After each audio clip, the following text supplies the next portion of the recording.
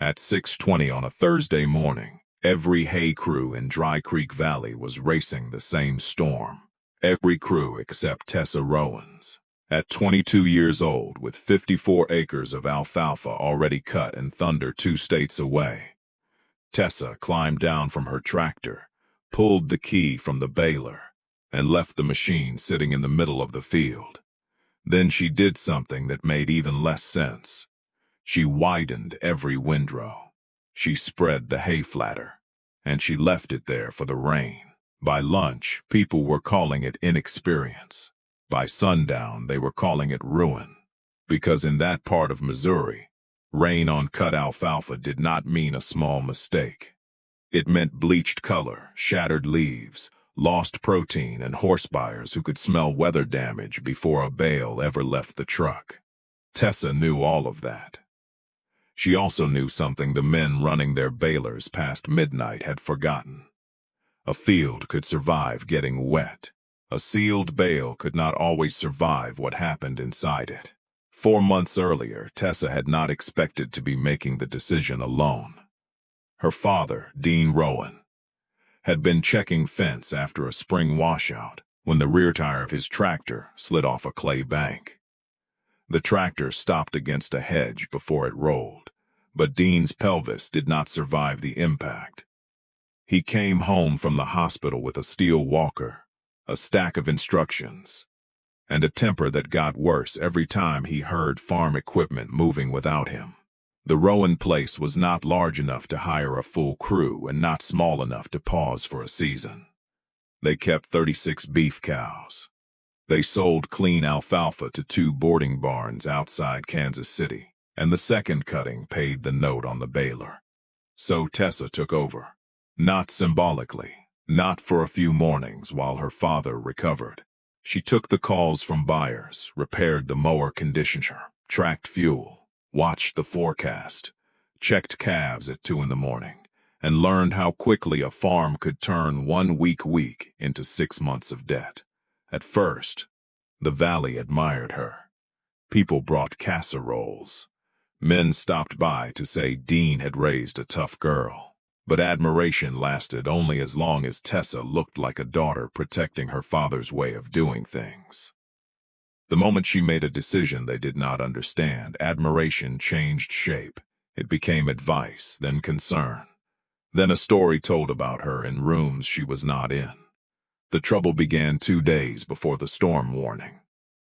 The alfalfa looked ready from the road. The top leaves were dry enough to crackle. The windrows had silvered on the surface. When Tessa twisted a handful, it sounded almost papery, almost, but the stems did not snap. They bent. Cool and rubbery. She pushed the probe of her moisture tester into the densest part of the windrow, 23%. She tried again near the center of the field, 25. At the shaded edge below the cottonwoods, it flashed 26. For the large square bales the Rowans stacked in their enclosed barn, Tessa wanted the hay below 18. She needed one more dry afternoon. The forecast did not offer one. A line of storms was moving east, followed by 2 days of thick humidity. The rain itself was expected Friday night. The air ahead of it would turn heavy by Thursday afternoon. That gave every farmer in the valley the same choice: bale a little wet, or let the hay get rained on. Most of them chose the wet hay. They had reasons. Some owned preservative applicators. Some planned to leave the bales outside before stacking. Some trusted the heat would bleed out. And some simply looked at the black line on the radar and decided any risk they could not see was smaller than the rain they could. Tessa understood the temptation. She had felt it the night before while sitting at the kitchen table with 3 different forecasts open on her phone. Then she opened the bottom drawer of her father's file cabinet. She was looking for the old Baylor loan papers. Instead, she found a smoke-stained envelope from 1997. Inside was a fire inspector's report from the first Rowan hay barn, the one that had burned before Tessa was born. The report was 6 pages long. Her grandfather had stapled a feed receipt to the back. Across it, in blue ink faded almost gray, he had written one sentence: "Rain takes the color, heat takes the barn." Tessa read the report twice. That summer, a storm had been forecast after a stretch of uneven drying. Her grandfather had baled 32 acres early. The outside of the hay felt ready. The stem moisture was not. 9 days later, the center of the stack began heating. By the time anyone smelled smoke, the hottest bales were buried 3 rows deep. The barn was gone before sunrise. Dean had been 19. That was why he never stacked fresh hay without checking it. That was why a steel temperature probe still hung on 2 nails beside the Rowan feed room. And that was why Tessa stopped looking only at the storm. She started looking at the air around it. The dew point was climbing. Night temperatures would stay warm. The breeze that had been drying the field was weakening. Even if they beat the rain by a few hours, the hay would not finish curing inside a dense bale. It would keep breathing. Microbes would keep working. Heat would build where nobody could see it. The visible storm was not the only weather arriving. There was another kind of weather that could form inside a 1,000-pound block of hay, and that one had no radar. Cal Mercer arrived just after 9. He was 63, broad through the shoulders, and famous for measuring a field once with his eyes, and being right within 3 bales. His family had cut hay in the valley since before the highway was paved. He found Tessa walking the windrows with the moisture tester in one hand and a rake tooth in the other.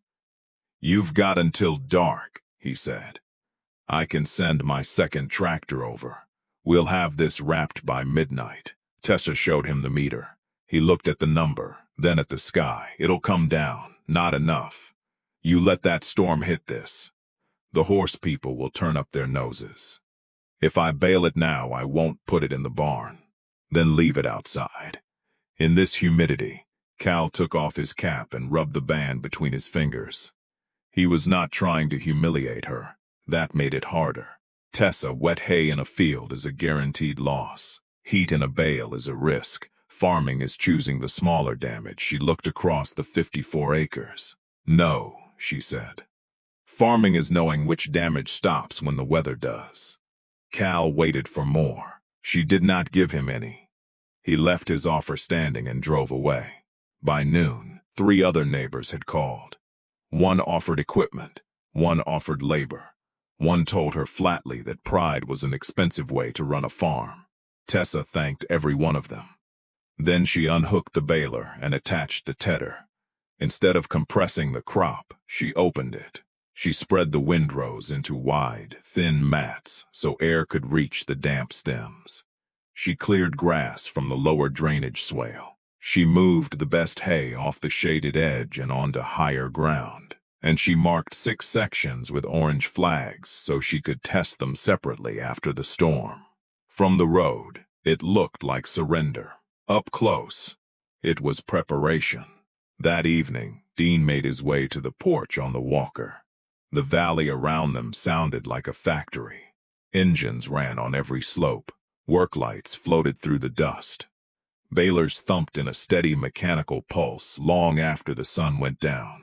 Dean watched Tessa's silent baler sitting beside the shed. "You found the fire report," he said. She turned toward him. He nodded at the file in her hand.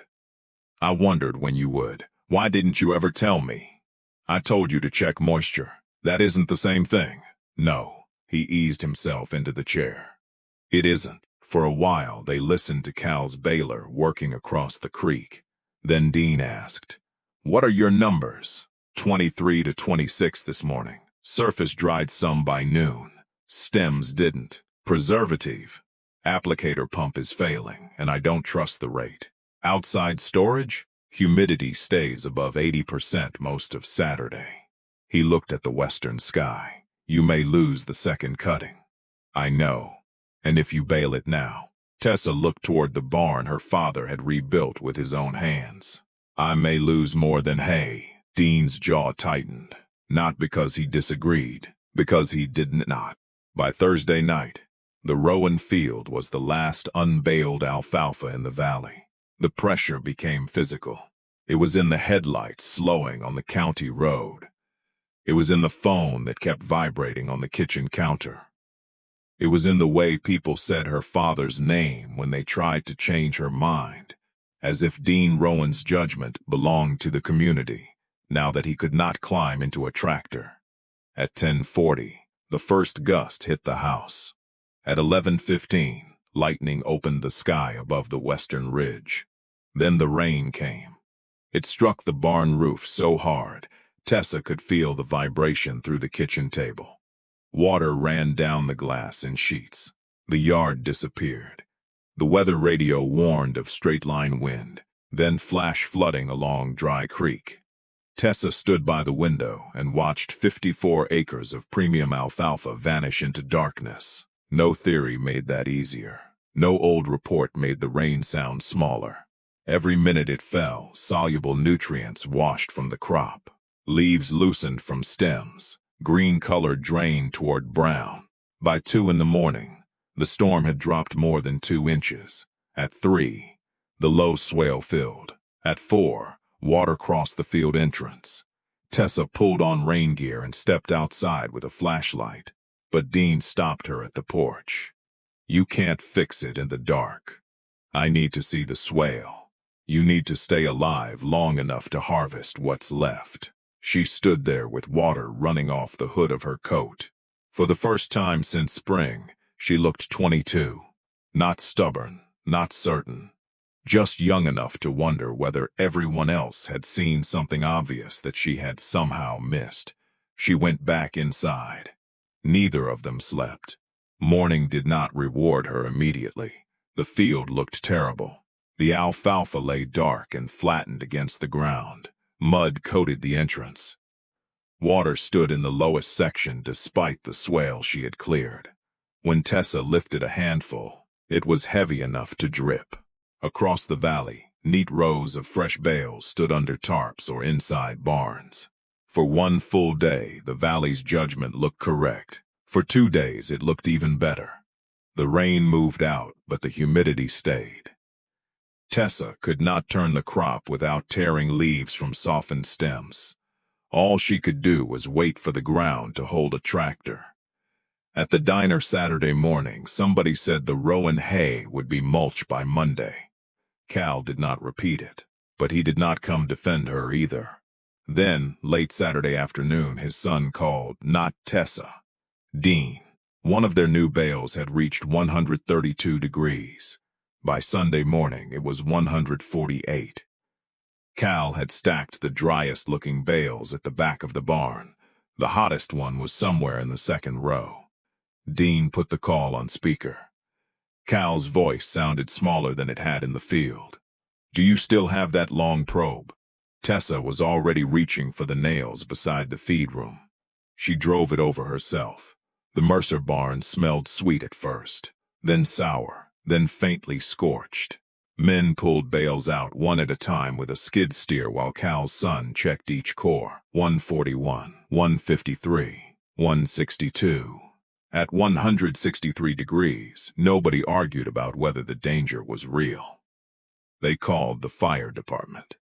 The firefighters did not spray the stack. They stood by while the Mercers moved the hottest bales into an open gravel lot, separated them, and watched for smoke. By dusk, 2 other farms were probing their hay. By midnight, 5 stacks in the valley were heating above 140. No barns burned, that mattered. But hundreds of bales had to be pulled apart, moved outside, and left exposed. Some browned from heat, some molded. Some were rejected by horse buyers before a truck was ever loaded. The rain had damaged Tessa's crop in the open. The humidity had damaged theirs from the inside. And only one of those problems was still getting worse after the clouds were gone. On Monday, the wind shifted north. The air dried so quickly, the wet boards on the Rowan porch turned pale by noon. Tessa waited until the field surface firmed, then ran the tedder slowly across the alfalfa. Not twice, once. Every extra pass would cost leaves. Tuesday afternoon, the moisture readings fell below 20. Wednesday morning, the high ground reached 17. By late afternoon, 3 flagged sections tested between 14 and 16%. Tessa baled those first. She left the low ground another day. The hay was not perfect. It had lost some color. The first cutting from the shaded edge never recovered and went to the cows. But the center of the field cured clean. The bales stayed cool. The inside smelled fresh, not sour. When she split one open, the stems were dry all the way through. She stacked them one layer at a time and checked them morning and night. 105 degrees. 108. Then down. Safe. The boarding barn outside Kansas City sent a buyer the following week. He cut the strings on 3 random bales. He looked at the color. Then he buried both hands in the center, lifted the hay to his face and smelled it. No mold, he said. No heat damage, Tessa answered. He tested it himself, then he asked how much she had. Because so much of the valley's early baled hay had heated or spoiled. Clean horse hay had suddenly become difficult to find. Tessa's rain-marked bales did not look like the prettiest hay in the county. They were simply the hay buyers could trust. She sold the cleanest 41 tons at a premium large enough to cover the baler note, her father's physical therapy, and the portion of the field she had downgraded to cattle feed. The math did not turn the storm into a miracle. She lost yield, she lost color, she lost sleep, but she did not lose the barn. She did not lose the market, and she did not trap a hidden fire inside the crop just to keep rain off its surface. The valley changed its language after that. People stopped saying Tessa had left hay in the rain. They started saying she had refused to bale it wet. That difference was the whole story. Cal came by in October with a new temperature probe in the passenger seat, and the old one cleaned and oiled in his hand. He returned it to the 2 nails beside the feed room. "I was wrong," he said. Tessa did not make him explain which part. Instead, she showed him the moisture map she had drawn from the 6 orange flags. They compared the shaded edge to the high ground. They talked about preservative rates, bale density, and how quickly the dew point had risen before the storm. The next summer, Cal mounted a moisture monitor in his tractor cab. 2 other farms built separate curing sheds instead of stacking fresh hay directly into enclosed barns. And the volunteer fire department held a meeting on probing new bales during the first weeks after harvest. Nobody called it Tessa's method. She would not have wanted them to. It was older than she was. Older than the rebuilt Rowan barn. It was the kind of knowledge farming keeps trying to teach people in different forms. The danger you can see is not always the danger that can take the most from you. Rain announces itself. It darkens the horizon. It hits the roof. It gives everyone something obvious to fear. Heat inside a bale begins quietly. No thunder, no warning on the radio. Just pressure building in the dark. The storm had been loud enough for everyone to fear. The fire that mattered had made no sound at all.